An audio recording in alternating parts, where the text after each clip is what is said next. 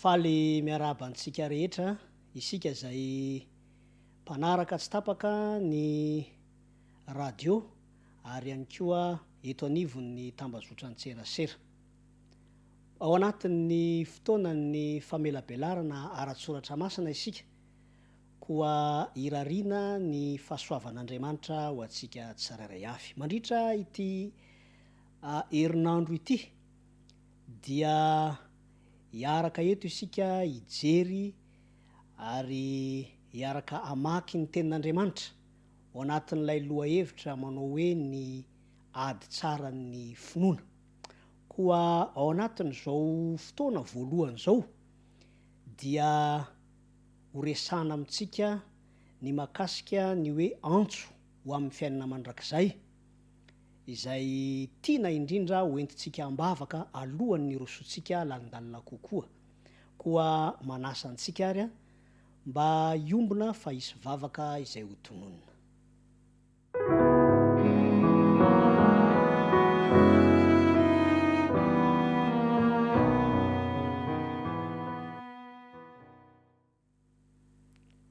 Rainay tsara indrindra zay any an-danitro misaotra anao zahay, ahafahanay mandrakariva mbola manana tombo-potoana iarahanay mamaky sy mandinika ny teninao. Mangataka famelana, fahotana tamin'ny lasa rehetra, fahadiovam-po ihany koa mba hatraranay ny tanjona ary hanananay fiadanam-po eo am-piatrehana zany fotoana izany, ary ny fananao masina ihany koa tompo elo lalana. Tononona ny vavaka ho amin'ny anaran'i Jesosy Kristy. Amen.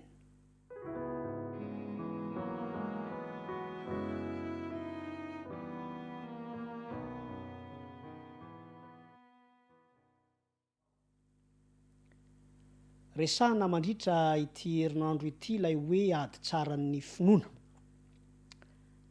satria izany foto-kevitra izany dia tiantsika ny mandray azy avy ao amin'ny alalan'ny tenin'Andriamanitra zay voambara ao amin'ny Timoty 1:9 ka ny 12. Zao ny fanambarana amin'ny anaran'i Jesosy Kristy. Miadia ny ady tsaran'ny finoana, azony ny fiainana mandrakizay fa ho amin'izany no niantsonanao koa sy nanaovana ilay fanekena izay tsara teo imaso ny vavolombelona maro. Ity ady tsaran'ny finoana ity dia mifandray tendro akaiky amin'ny fiainana mandrakizay. Ny antony dia satria ity fiainana mandrakizay ity dia samy hafa amin'ny sehatra izay misy antsika amin'izao fotoana izao. Fantatsika fa antso izy ity no amin'izany fiainana mandrakizay izany. Ary ho antsika izay namaly izany antso izany no miditra ao amin'ny sehatra ny hoe mpino. Zany hoe tsapantsika fa misy ny antso amin'ny fiainana mandrakizay dia nekentsika izany. Ary nekentsika ampitiavana, nekentsika amin'ny fomba izay tsy miafinafina fa teo anatrehany vavolombelona hita maso sy ny tsy hita maso. Raha ny marina nefa dia sitrapon'Andriamanitra ny haneken'ny olona rehetra izany antso izany. Mety hoe zaso ianao aloha no tonga tamin'ny fahatsapana ka nanaiky izany antso izany. Misy kosa ireo izay mety mbola misalasala ka tsy mbola te hiditra eo amin'ny sehatra ny hoe mpino, ary misy aza moa mety mbola ao anatin'ny antsoina hoe fandavana mihitsy ka manao hoe zay dia tsy mino. Na izany na tsy izany dia tian'Andriamanitra ho an'ny taranak'olombelona rehetra izay noforon'Andriamanitra ny foto-kevitry ny antsoina hoe fiainana mandrakizay. Ary tany am-piandohana mihitsy aza raha namorona ny tontolo izay nisy antsika tany aloha Andriamanitra, ary niaraka tamin'izany ihany koa ny voaka teo am-pelantanan'Andriamanitra izao rehetra izao ao anatin'izany ny olombelona. Dia izao no fanambarana hita ao amin'ny mpitoriteny 3 ka ny 9:12. Vakitsika izany amin'ny anaran'i Kristy. Ny zavatra rehetra samy nataony homendrika amin'ny fotoany avy, ary ny mandrakizay de efa nataony tao am-pony, kanefa tsy hitan'ny olona ny asan'Andriamanitra hatramin'ny voalohany hatramin'ny farany. Efa betsaka ihany no miditra eo amin'ny sehatry ny antsoina hoe vonona ny ompino an'Andriamanitra. Na de misy aza ireo izay mbola mini atao hoe mety manohitra nga, na mety hoe mbola tsy matsapa, kanefa tsy sakana ho an'Andriamanitra izany ny amin'ny antson'Andriamanitra zay miantefa amin'ny tsirairay avy. Efa nataon'Andriamanitra tao am-pon'ny olona ny fahatsapana ny fiainana mandrakizay. Efa nataon'Andriamanitra ao am-pon'ny olona ny tsy maintsy hoe mila mahalala ny hoaviny, liana ny am'izay mety hisy eo rahampitso ny amin'ny fiainana. Ary izany anie no mahatonga asy anao tafiditra ao anatin'ny antsoina hoe mino an'Andriamanitra. Ny antony de satria Andriamanitra mihitsy no efa nametraka izany tao am-pon'ny olona. Tahaka ny fatsapan'ny olona amin'izao fotoana izao hoe mety maty izy. Tahaka ny fatsapan'ny olona ihany koa izany hoe ilaina ny hiady hiala amin'ny fahafatesana izany. Raha ny tena marina moa de toa hoe miala na hoe hiady amin'izany fahafatesana izany ny zavatra ataon'ny olona. Misy manana an'izay fomba fijery zay manao hoe voateraka ny olona iray de manomboka miady amin'ny fahafatesana izy. Tsy ilaza isika hoe marina zany na diso zany, fa natao hampieritreritra antsika fotsiny aloha fa Andriamanitra de nametraka tao am-pon'ny tsirairay avy ny faniriana ny mandrakizay. Ary eo indrindra ny mampiavaka ny mino sy ny tsy mino, zany hoe ny mino an'Andriamanitra sy ny tsy mino an'Andriamanitra. Koa mandritra nyity herinandro ity dia anokana fotoana maromaro isika, misimisy kokoa, hijerena sy hitarafana amin'ny alalan'ny tenin'Andriamanitra ny fomba hiatrehan'ny olona tsirairay izany hoe falianana ny amin'ny hoaviny zany. Fa raha Andriamanitra no anontaniana de fiainana mandrakizay no sitrapon'Andriamanitra ho an'ny taranak'olombelona rehetra. Voafetra ny fiainantsika taoriana ny fidiran'ny fahotana teto amin'ity tontolo misy antsika ity zay no heverina ho mandrakizay. Ao amin'ny Romanina 5:5 dia mivaky toy izao amin'ny anaran'i Kristy. Koa izany de tahaka ny idiran'ny ota avy amin'ny olona iray ho amin'izao tontolo izao. Ary ny ota no idiran'ny fahafatesana, ka natratra ny olona rehetra ny fahafatesana satria samy efa nanota izy rehetra. Izaso ianao ny tia nambara amin'izany, na efa tonga amin'ilay hoe famaliana ny antso ka miditra eo amin'ny sehatry ny mpino, na ireo izay ataontsika hoe mbola vao mieritreritra, mbola tsy samy manapa-kevitra iroso landalina koa ny amin'ny antso amin'ny fiainana mandrakizay, dia samy ao anatin'izany antsoina hoe tratry ny fahafatesana vokatry ny fahotana, satria mpanota avokoa isika rehetra. Mety misy angamba azo pakapanahy salasala hoe mba efa tsy manota tsony kosa aho aloha e. Andeha hiara-manaiky isika fa efa betsaka ny tsara zay azontsika atao tanterahana. Any am-parahatokitsika any misy faniriana lalina anao ny tsara satria nambaran'Andriamanitra tamintsika izany ary foto-kevitra izay entsonantsika isan'andro isan'andro. Fa ny fafana manatanteraka izany kosa dia tsy mbola ananantsika amin'ny fafenony. Noho izany de mbola mitombona tsara ity fanambarana zay nataon'i Jesosy Kristy ity ao amin'ny Jaona 5:17, mba hafana mahatanteraka ny sitrapon'Andriamanitra de ilay antso amin'ny fiainana mandrakizay ho an'ny taranak'olombelona rehetra, ary ao anatin'izany izaso ianao. Zao ny fanambarana.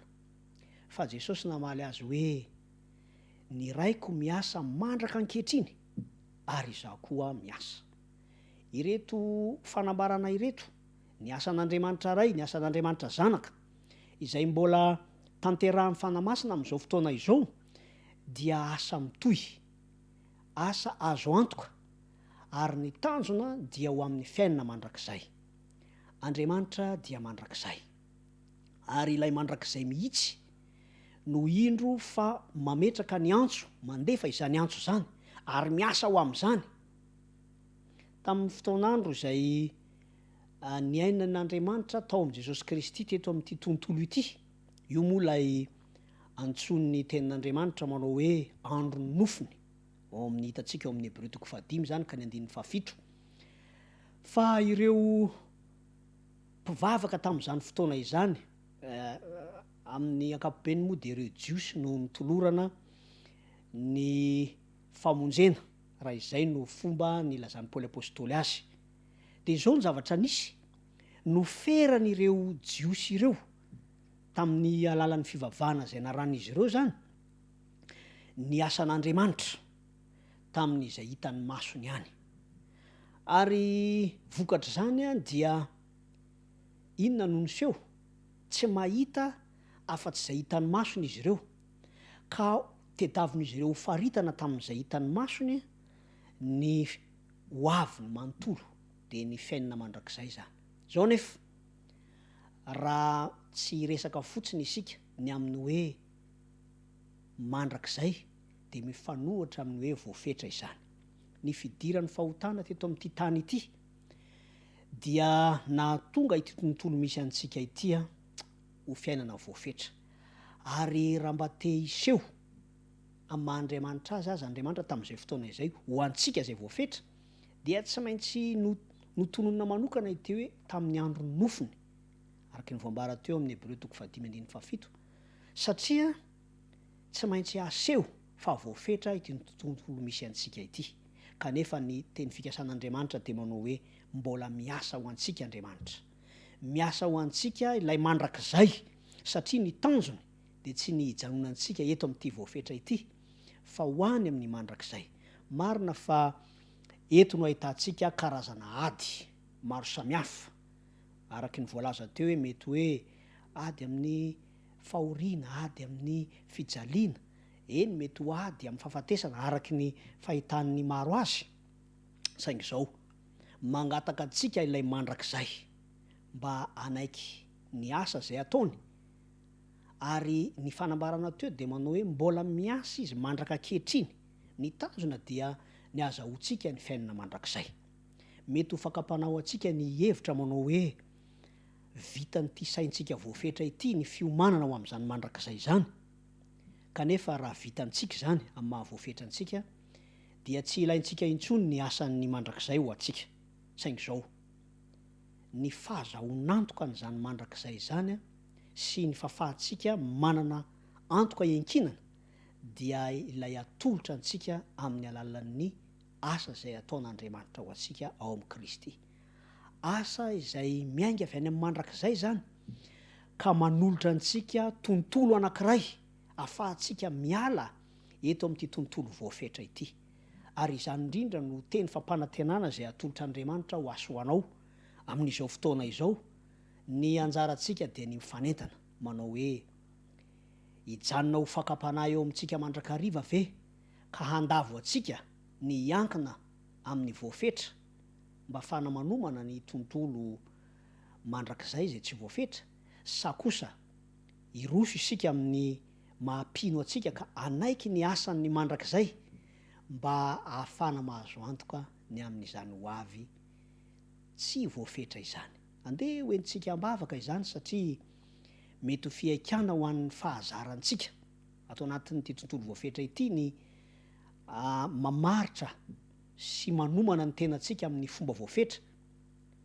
Olana ho antsika izany satria tsy hatanteraka.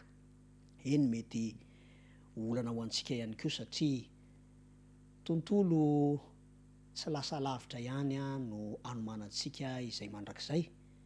Koa andeha hoentsika ambavaka, mety ho fiaikana izany, mety ho manana endrika ady, fa kosa mba ao anatin'ny antsoina hoe ady tsara ny finoana no hiatrehantsika izany.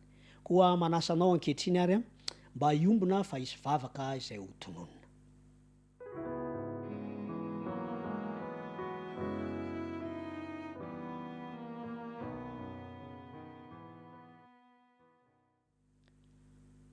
Isaoranay ianao Tompo lay Andriamanitra mandrakizay, nanaiky ho tonga teto amin'ny tontolo voafetra ity mba ahafahana manala anay, manome fiomanana hiatrika ny tontolo mandrakizay.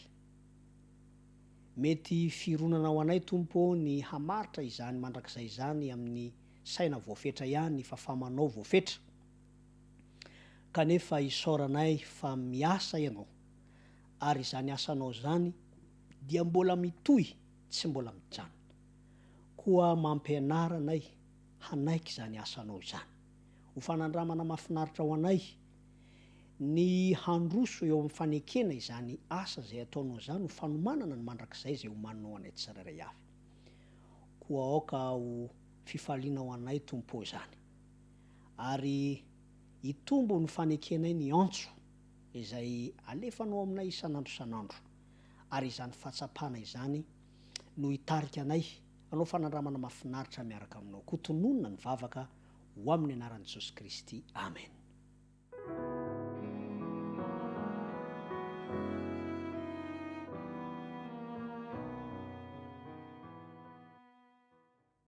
Isaorantsika Andriamanitra ny amin'ny fafana ny araka teto nandritra izay fotoana izay, fa mbola manome fotoana antsika indray raha mpitso toy izao, ary manonona mandrakariva ny fiadanan'ny tompo atsika tsirairay avy. Mandra-piona tompoko.